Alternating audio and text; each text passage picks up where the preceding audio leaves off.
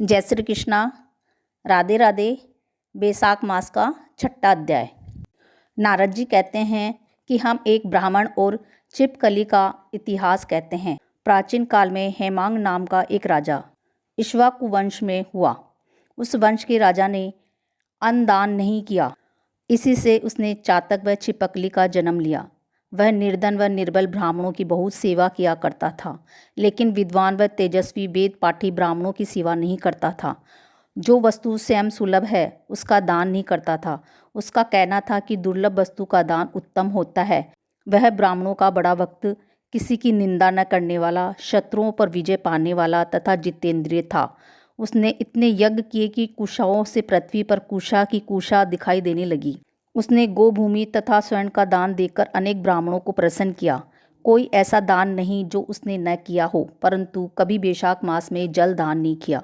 वह कहता था कि अल्प वस्तु दान करने का फल होता है, जल तो सहज में ही लभ्य है। अतः वह राजा लूले, लंगड़े, अंधे और जीविकाहीन ब्राह्मणों की सेवा किया करता था, किंतु वेद पाठी, तत्वज्ञानी और ब्रह्मवादियों की पूजा नहीं किया करता था। वह कहता था कि विख्यात ब्राह्मणों की सेवा तो सभी ही करते हैं। अनाथ, अनपढ़, लूले, लंगड़े और दरिद्रों की दुर्गति है और यही दया के पात्र हैं। इस दोष के कारण 3 जन्म तक उसको चातक की योनि मिली, फिर 1 जन्म गिद्ध बना, फिर 7 जन्म तक कुत्ते की योनि मिली, फिर एक राजा के महल में छिपकली योनि में उत्पन्न हुआ। इस प्रकार उस राजा को मिथिलापुरी के राजा श्रुति कीर्ति के घर में छिपकली बनकर द्वार की चौखट पर कीड़ों का भक्षण करते हुए 87 वर्ष बीत गए। एक समय श्रुतिदेव ऋषि भूखे प्यासे दोपहर के समय मार्ग में थके हुए मिथिलापति के घर आए। ऋषि को देखकर राजा ने खड़े होकर उनका बड़ा आदर सत्कार किया, मधुपर्क आदि करके उनका पूजन किया और उनकी चरण धोकर अपने माथे पर उस जल को छिड़का। देव योग से उस जल की एक बूंद छिपकली पर भी जा पड़ी। जल की बूंद पड़ते ही उनको अनेक योनियों के जन्म का ज्ञान हो गया और वह हाय हाय कर कहने लगा कि हे ब्राह्मण देवता, मेरी रक्षा करो, मेरी रक्षा करो। छिपकली के ऐसे वचन सुनकर ब्राह्मण को बड़ा आश्चर्य हुआ और कहने लगे कि तू कौन है और क्यों इतना विलाप करता है? तू अपना सब वृत्तांत कह, मैं अभी तेरा उद्धार करूँगा।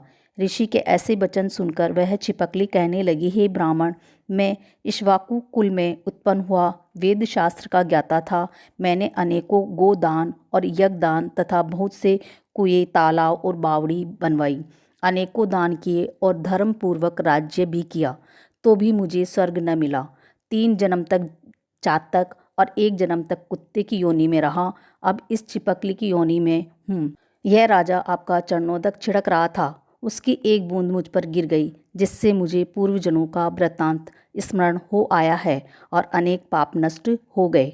मुझको 28 जन्म तक छिपकली की योनि भुगतनी पड़ेगी, सो मैं इन जन्मों से डरता हूँ।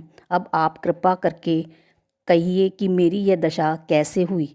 तब ऋषि ने अपने ज्ञान चक्षु द्वारा सब कुछ जान लिया और कहने लगे कि मैं तुम्हारी बुरी योनि का कारण जानता हूँ।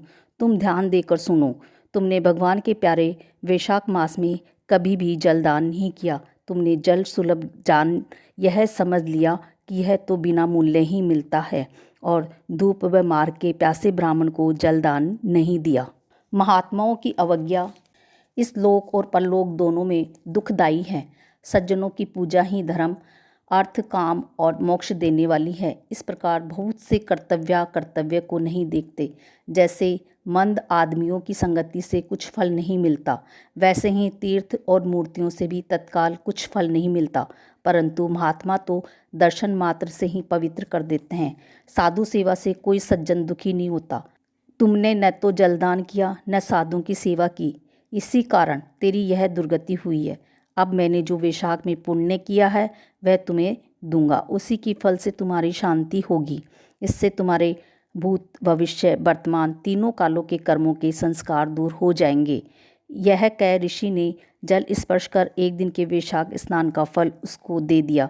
जल के छींटे लगते ही वह सब पापों से मुक्त होकर दिव्य रूप हो छिपकली का रूप त्याग कर नमस्कार कर आज्ञा लेकर स्वर्ग को चला गया और 10,000 वर्षों तक सुंदर भोगों को भोग कर इक्ष्वाकु वंश में ही महाप्रभावशाली मत्स्य नाम से उत्पन्न हुआ और 7 द्वीप तक पृथ्वी का राज्य करने लगा।